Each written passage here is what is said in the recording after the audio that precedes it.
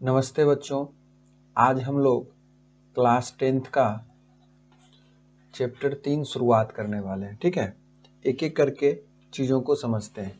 जैसा कि चैप्टर का नाम है दो चर वाले रैखिक समीकरण युग्म। ठीक है, तो पहले इस नाम से ही समझते हैं। देखिए, दो का मतलब क्या होता है? दो होता है। चर का मतलब क्या होता है गणित में? एक्स वाई ABCD, मतलब इंग्लिश का कोई भी अल्फाबेट चर कहलाता है। रैखिक दूसरा चैप्टर में भी पढ़े थे, जिसका घात एक हो। ठीक है, घात एक है तो हम रैखिक बोलते हैं। समीकरण किसे बोलते हैं? जहां भी दायां पक्ष और बायां पक्ष है ना, बायां पक्ष और दायां पक्ष, यानी कि LHS और RHS जहां भी लिखा रहे उसे हम समीकरण बोलते हैं। एग्जाम्पल के लिए कुछ भी, ये एक समीकरण है, ये भी एक समीकरण है, ये भी एक समीकरण। तो ये सब क्या कहलाता है? एक समीकरण कहलाता है। और युग्म क्या होता है? जोड़ा। ठीक है, हम जूता का हमेशा युग्म खरीदते हैं। ठीक है, तो यहाँ जोड़ा इसका अर्थ हुआ। ठीक है, यानी अगर सबको समअप किया जाए, पूरा इस चैप्टर के नाम को समअप किया जाए तो दो चर वाले रैखिक समीकरण युग्म का मतलब हो जाएगा एक ऐसा रैखिक समीकरण युग्म जिसमें दो चर हो। ठीक है, तो आप इस तरह का एक बेसिक सा आप बना सकते हैं कि दो चर यानी AX plus BY plus C बराबर 0। इस समीकरण को अगर ध्यान से देखें तो इसमें दो चर है और ये एक रैखिक है। क्यों? क्योंकि इसका घात एक है, इसका घात एक है, इसलिए ये रैखिक है। चूंकि यहाँ युग्म बोला तो इसी तरह का हम दो समीकरण बनाएंगे।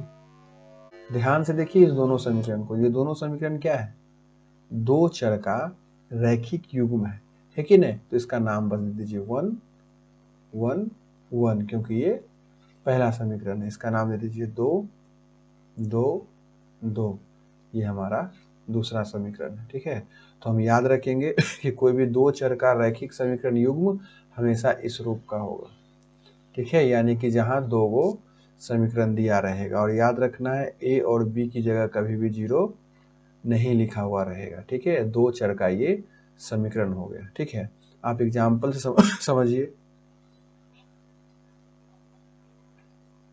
ये हमारा फॉर्म है और ये ही दो चर का रैखिक समीकरण युग्म है, जहां पे ये मेरा A1 कहलाएगा, ये मेरा B1 कहलाएगा और ये मेरा C1 कहलाएगा। ठीक उसी प्रकार ये मेरा A2, ये मेरा B2 और ये मेरा C2 कहलाएगा। ठीक है, इसी को हम दो चर का रैखिक समीकरण युग्म कहेंगे। इस बात का हम ध्यान रखेंगे।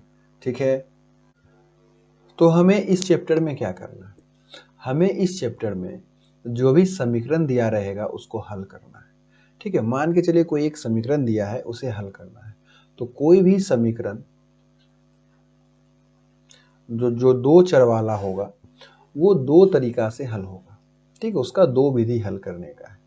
एक होता है ग्राफीय विधि, हम ग्राफ के द्वारा किसी भी दो चर वाले रैखिक समीकरण युग्म को हल कर सकते हैं। और दूसरा तरीका है बीज गणितीय विधि, बीज गणितीय विधि।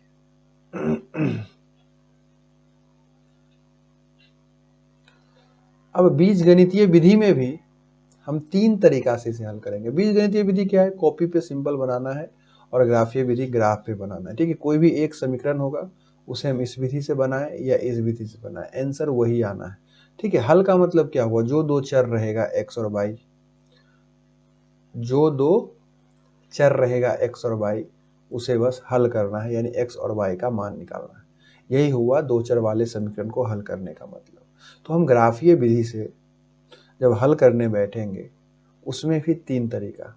ठीक है, एक प्रतिस्थापन विधि, एक बज्रगुणन विधि और एक विलोपन विधि। ठीक है, ये 3 विधि होता है, हम एक एक करके सबको सीखेंगे, ठीक है। उससे पहले कुछ बेसिक बात को हम सीखते हैं, ठीक है। आपको सवाल दे देगा कि A1 B1 और C1 बराबर 0, A2 B2 और C2 बराबर 0 है, ठीक है। यानी कि ये पहला समीकरण, ये दूसरा समीकरण, ठीक है। तो यदि A1 बटा A2 बराबर नहीं रहा B1 बटा B2 का, ठीक है, मतलब जो भी A1 और A2 की जगह अंक रहेगा और जो भी B1 और B2 की जगह अंक रहेगा, हम उस दोनों को बटे में करके लिखेंगे। और यदि ये दोनों आपस में बराबर नहीं रहा तो यहाँ से आपको 2-3 निष्कर्ष निकलेगा। सबसे पहला निष्कर्ष ये निकलेगा कि इसका जो ग्राफीय निरूपण होगा वो प्रतिच्छेदी होगा।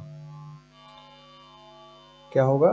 प्रतिच्छेदी रेखा होगा, ठीक है। ये आपका पार्टिकुलर ऑब्जेक्टिव में पूछ देगा कि भाई ये जो दिया गया है, कोई एक समीकरण दे देगा और आपसे पूछेगा कि ये जो दिया गया समीकरण है इसका ग्राफीय निरूपण कैसा होगा। तो आप सबसे पहले A1 बटा A2 और B1 बटा B2 को लिखिएगा और देखिएगा, यदि वो बराबर नहीं है तो बोलिएगा ये प्रतिच्छेदी रेखा। यानी कि जब भी हम इस तरह के समीकरण को बनाएंगे ग्राफ पे जिसका A1 बटा A2 नहीं बराबर है B1 बटा B2 का, तो वो प्रतिच्छेदी रेखा बनेगा। हम जब ग्राफ बनाएंगे सीखेंगे तो वहाँ इसको समझेंगे, ठीक है। प्रतिच्छेदी रेखा का मतलब ऐसा रेखा, दो रेखा जो आपस में कटे, ठीक है। एक तो ये हो सकता है। दूसरा आपसे पूछ देगा कि भाई इसका बीजगणितीय विधि से अगर इसको हल करेंगे तो कैसा हल होगा, तो बोलिएगा अद्वितीय हल होगा। कैसा हल होगा? अद्वितीय हल होगा, यानी कि केवल एक हल होगा, केवल एक हल होगा, ये पूछ सकता है। तीसरा आपको कह देगा कि ये संगत हल होगा। संगत हल किसे बोलते हैं? ऐसा समीकरण जिसका हल निकलता है, जिसका हल होता है, उसी को हम लोग संगत हल बोलते हैं, ठीक है। यानी कि यदि A1 बटा A2 नहीं बराबर रहेगा B1 बटा B2 का तो 3 आंसर बनेगा। ऑब्जेक्टिव में ऐसा सवाल आएगा, ठीक है। एक प्रतिच्छेदी, एक अद्वितीय हल और एक संगत हल, ठीक है। प्रतिच्छेदी जब हम ग्राफ पे बनाएंगे तो प्रतिच्छेदी रेखा आएगा इस तरह के समीकरण का। जब इसे हम कॉपी पे बीजगणितीय विधि से बनाएंगे तो केवल एक हल दिखेगा। और संगत हल भी बोलते हैं। संगत हल हम उसी को बोलते हैं जिसका हल निकल सके, ठीक है। जिसका हल निकलता हो उसको संगत हल बोलते हैं। आगे चल के हम सब कुछ सीखेंगे, अभी बस इस बात को जान के चलिए, ठीक है। एक एग्जाम्पल भी हम ले लेते हैं। सवाल है कि x घटाओ 2y बराबर 0, 3x प्लस 4y घटाओ 20 बराबर 0। अब हमें इस सवाल में ये दिखाना है कि इसका ग्राफीय विधि से अगर हम हल करेंगे तो कैसा ग्राफ बनेगा ग्राफ पे, ठीक है। और ऑब्जेक्टिव में सवाल है तो हम बस क्या करेंगे, A1 बटा A2 इसका लिखेंगे। A1 क्या होता है? जो पहला समीकरण के x के साथ है, तो x के साथ क्या है? 1, तो 1। A2 क्या है? 3। अब हम लोग B1 बटा B2 लिखेंगे। B1 क्या है? जो y के साथ है, -2, और B2 जो यहाँ है क्या है? 4। इसको काट भी दीजिएगा तो ये -1 बटा 2 आया। तो हम क्या देख रहे हैं? A1 बटा A2 नहीं बराबर है B1 बटा B2 का। इस केस में ग्राफीय विधि का अगर आपसे पूछेगा तो बोलिएगा प्रतिच्छेदी रेखा होगा। अगर पूछ देगा बीजगणितीय रूप तो बोलिएगा केवल एक हल होगा और संगत हल होगा। संगत हल को ही हम अविरोधी भी बोलते हैं, ठीक है। तो संगत, अविरोधी, ठीक है। जैसा सवाल रहेगा आप वैसा जवाब दे सकते हैं, ठीक है। संगत युक्त, अविरोधी युक्त दोनों चलेगा, इस बात को हम याद रखें। अब मान लीजिए कि जो दिया रहेगा समीकरण A1 x B1 y plus C बराबर 0, A2 x plus B2 y plus C बराबर 0 है ना, जिसको C1 और C2 भी बोलते हैं यहाँ पे। अब इसमें हम जब तुलना किए A1 बटा A2 का और B1 बटा B2 का, तो वो बराबर आ गया। ऐसा भी तो हो सकता है, ऐसा तो है नहीं कि हमेशा बराबर नहीं ही आएगा। अगर A1 बटा A2 बराबर आ गया B1 बटा B2 का, तो फिर हम C1 बटा C2 को भी लिखेंगे। और अगर ये भी बराबर आ जाए, यानी कि A1 बटा A2 बराबर हो गया B1 बटा B2 का और ये बराबर हो गया C1 बटा C2 का, यानी कि तीनों आपस में बराबर हो गया, तो फिर यहाँ तीन चीज। पहला कि यहाँ पे जो ग्राफ बनेगा वो संपाती रेखा बनेगा। संपाती रेखा किसको बोलते हैं? एक ही रेखा पे दोनों आए, ठीक है, एक ही रेखा पे दोनों लाइन आए, यानी एक लाइन और फिर ये दूसरा लाइन, इसे हम संपाती बोलते हैं। ठीक है, तो ऑप्शन में दिखेगा संपाती, आप संपाती लगाएंगे इस तरह के समीकरण के जवाब में। दूसरा, बीजगणितीय निरूपण की हम बात करें, बीजगणितीय विधि से अगर इसको हल करेंगे, इसको हम अपरिमित रूप से अनेक हल बोलेंगे। इस तरह का जो समीकरण आएगा तो उसका हल जो होता है अनेक हल होता है, तो अपरिमित रूप से अनेक हल इसको हम बोलेंगे। तीसरा, इसे हम आश्रित युग्म बोलते हैं। इसे आप संगत भी बोल सकते हैं। हर आश्रित युग्म हमेशा संगत होता है। क्यों? क्योंकि संगत जिसका हल निकलता हो, ऐसा युग्म जिसका हल निकलता हो वो संगत युग्म कहलाता है। तो आश्रित युग्म का तो अनेक हल निकल रहा है, तो इसे भी हम संगत बोल सकते हैं। तो आश्रित युग्म भी बोला जा सकता है, संगत भी बोला जा सकता है, साथ ही साथ हम इसे अविरोधी भी बोल सकते हैं। अविरोधी भी इसे बोला जा सकता है। ठीक है, तो जिस तरह का सवाल रहेगा, जिस तरह का ऑप्शन रहेगा, उसके अनुसार से आप इसका जवाब देंगे। ठीक है, चलिए तीसरा सिचुएशन देखते हैं। अगर समीकरण दिया है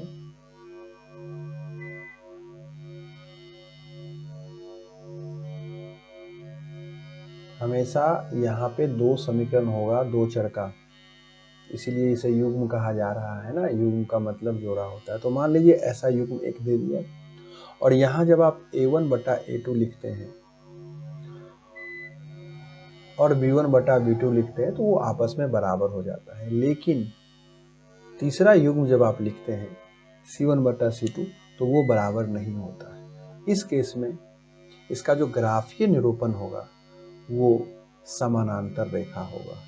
ये सब ऑब्जेक्टिव में आएगा, 2 नंबर में भी आ सकता है। ठीक है, तो आप इस तरह से बनाएंगे कि भाई एक समीकरण दे दिया, बोला इसका ग्राफीय निरूपण कैसा होगा, तो आप कैसे तय करेंगे? तो उस समीकरण का A1 बटा A2 B1 बटा B2 लिख दीजिएगा। अगर वो बराबर हो गया तो फिर C1 बटा C2 लिखिएगा, और वो बराबर नहीं होगा तो बोलिएगा इसका ग्राफीय निरूपण एक समानांतर रेखा होगा। ठीक है, दूसरा, अगर हम हल की बात करें, बीजगणितीय रूप से इसका कैसा हल आएगा, तो हम बोलेंगे कोई हल नहीं आएगा, कोई हल नहीं हो। और जिसका कोई हल नहीं होता है, ऐसा युग्म जिसका कोई हल नहीं होता है, उसे हम असंगत युग्म बोलते हैं या विरोधी युग्म बोलते हैं। इस बात का याद रखेंगे। यानी 3 आंसर इसका हो गया। ठीक है, 3 ही केस हो सकता है। ठीक है, या तो A1 बटा A2 नहीं बराबर होगा B1 बटा B2 का किसी भी समीकरण युग्म में, या तो A1 बटा A2 बराबर हो जाएगा B1 बटा B2 का और C1 बटा C2 का भी, या A1 बटा A2 बराबर हो गया B1 बटा B2 का, लेकिन C1 बटा C2 बराबर नहीं हुआ। इसी बात का हम ध्यान रखें। ठीक है, ये वाला और ये वाला संगत युग्म, ये असंगत युग्म। क्यों? क्योंकि इस दोनों में हल निकलता है। जिसका हल निकलता है वो संगत, जिसका हल नहीं निकलता है वो असंगत युग्म कहलाता है। ठीक है, एक उदाहरण भी हम ले लेते हैं।